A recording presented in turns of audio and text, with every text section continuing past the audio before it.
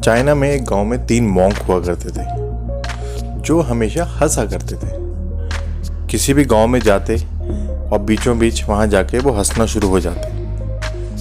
वहाँ पे जो लोग काम कर रहे होते थे या जो निकल रहे होते वो उनको देख के अपनी हंसी कंट्रोल नहीं कर पाते थे, तो वो भी हंसने लग जाते थे। तो ऐसे ही देखते देखते धीरे धीरे सारा गांव हंसने लग जाता था। जब सारा गांव हंसने लग जाता तो वहाँ से वो मूव करके अगले गांव की तरफ चले जाते थे। फिर वहाँ जाके भी वो सेम चीज़ ही रिपीट करते थे। फिर आप हंसना शुरू हुए, गांव को हंसाया, फिर नेक्स्ट गांव की तरफ चल पड़े। उन्होंने कभी भी किसी से बात नहीं करी, सिर्फ हंसते थे। इसी वजह से कभी कोई उनका असली नाम नहीं जान पाया। चाइना में उन्हें 3 लाफिंग मॉन्क्स के नाम से जाना जाता। इसी तरह वो ट्रैवल करते गांव से गांव और सालों साल सबको हंसाया।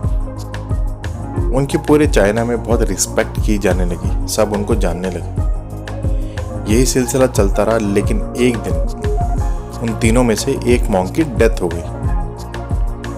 तो आसपास के सब लोग और गांव वाले ये देखने के लिए कि उनका क्या रिएक्शन होगा, उदास होंगे, रोएंगे, क्या इमोशन वो दिखाएंगे, वो देखने के लिए सब वहाँ पहुँचे जहाँ पे वो थे।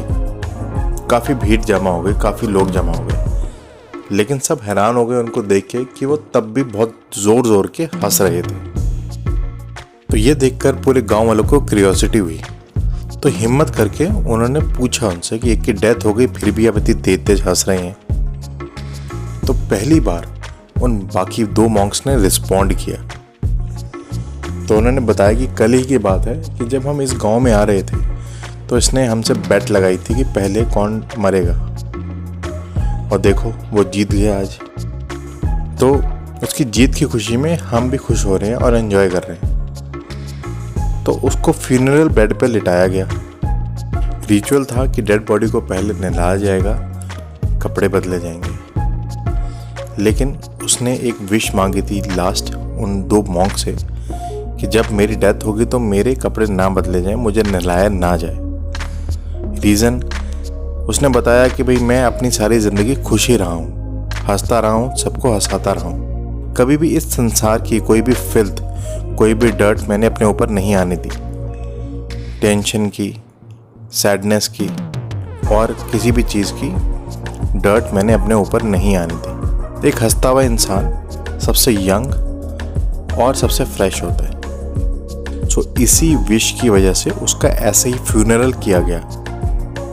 जब उसकी चिता को आग लगाई और उसके कपड़ों ने आग पकड़ी तो हर जगह पटाखे जलने लग गए। उसने अपने कपड़ों में पटाखे छुपा रखे थे, तो जब आग लगाई गई वो सारे पटाखे जलने लग गए और आतिशबाजी होने लग गई।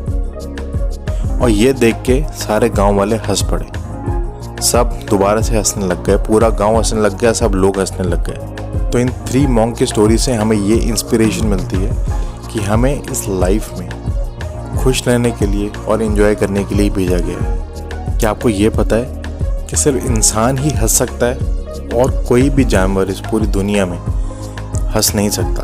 तो जब हमारे को ये कैपेबिलिटी दी गई है तो अपनी लाइफ को टेंशन्स में, उदास रह के, रोने में क्यों फेस करें?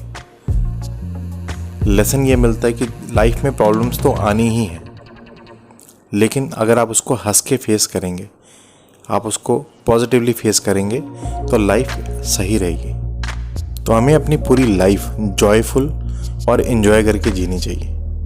आई होप इससे आपको कोई लेसन मिला होगा। खाली बैठ के एक बार इस स्टोरी को दोबारा दोहराइएगा ज़रूर अपने माइंड में।